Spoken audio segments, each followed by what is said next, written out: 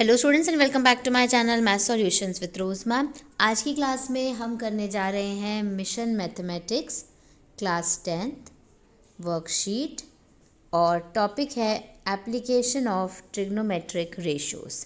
और आज की डेट है इस वर्कशीट की 25 नवंबर 2022। तो बेटा इसमें आपको पहले देखिए यहाँ पे थोड़ा सा एक शॉर्ट क्वेश्चन दिया हुआ है। इस क्वेश्चन को हम सॉल्व करेंगे और उसके बाद फिर एक अनसॉल्व दिया है, इसको भी हमें सॉल्व करना है।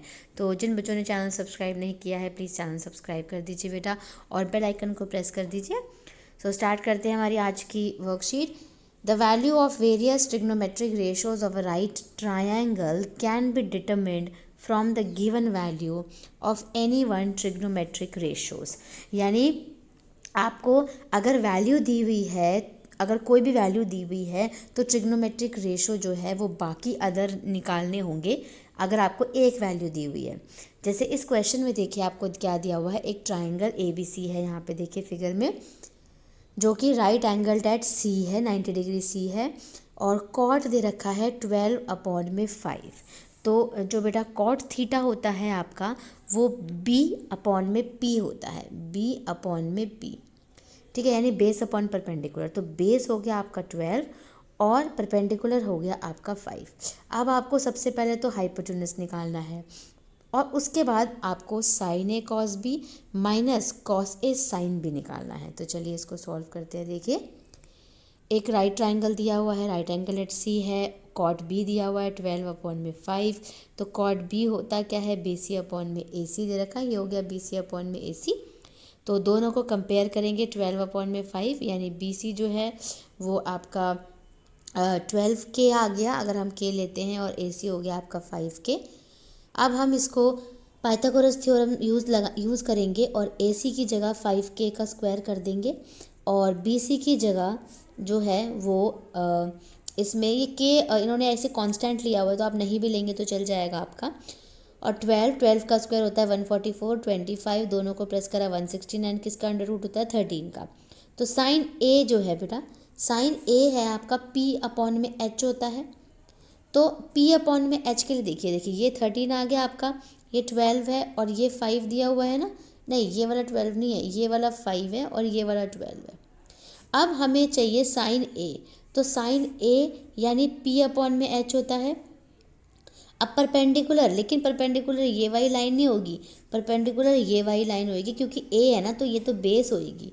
तो यानी 12 में हाइपोटेन्यूस आ गया 13, ठीक है, देखिए यहाँ पे लिखा हुआ है। फिर साइन B की अगर हम बात करें तो अगेन P/H होता है। अब यहाँ पर P जो है वो आपका 5 होगा परपेंडिकुलर, तो P जो है वो 5 आ गया और H की जगह 13 आ गया। ऐसे ही कॉस की अगर हम बात करें, कॉस A की बात करें तो कॉस A जो है ये 5 था, ये 12 था ना और ये 13 था। तो कॉस A की बात करें तो ये बेस बन जाएगा, तो 5/13 हो गया क्योंकि कॉस क्या होता है, B/H होता है। और कॉस B अगेन B/H होता है, लेकिन यहाँ पर बेस हो जाएगी 12 और H हो जाएगा आपका 13। अब ये सारी वैल्यूज़ को, इन दोनों को और इन दोनों को, इन चारों को, सारी वैल्यूज़ को आपको यूज़ करना है। अब देखिए इनको मल्टीप्लाई किया 12 144 हो गया, इनको करा 25 हो गया, दोनों को माइनस करा 119 हो गया और नीचे आ गया आपका 169। तो ये आपका 119 और 169 जो है बेटा, ये आपका क्वेश्चन जो है यहाँ पे कंप्लीट हो जाता है। अब हमें जो क्वेश्चन दिया हुआ है उस क्वेश्चन को हम सॉल्व करते हैं।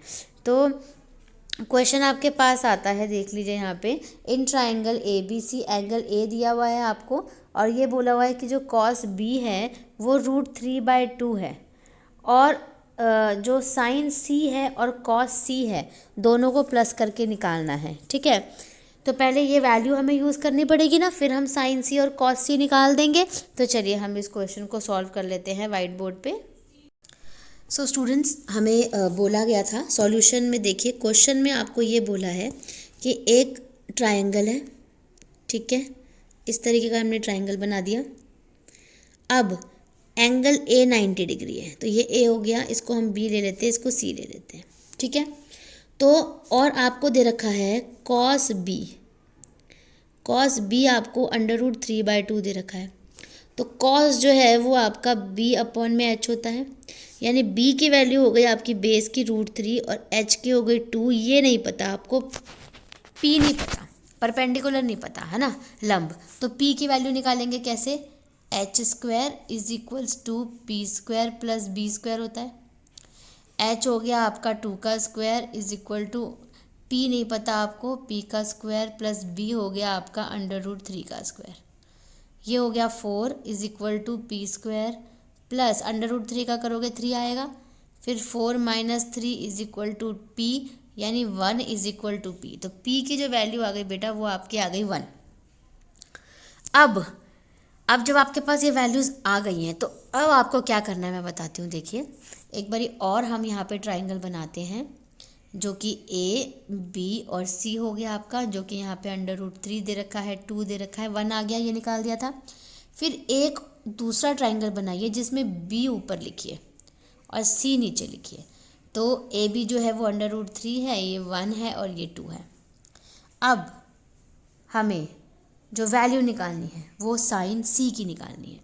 तो sine c plus cos c था, तो sine c plus cos c लिखेंगे पहले। तो चलिए बेटा अब हम इसमें साइन c की वैल्यू रखेंगे। साइन c जो है वो हमारा क्या होता है, p अपॉन h होता है।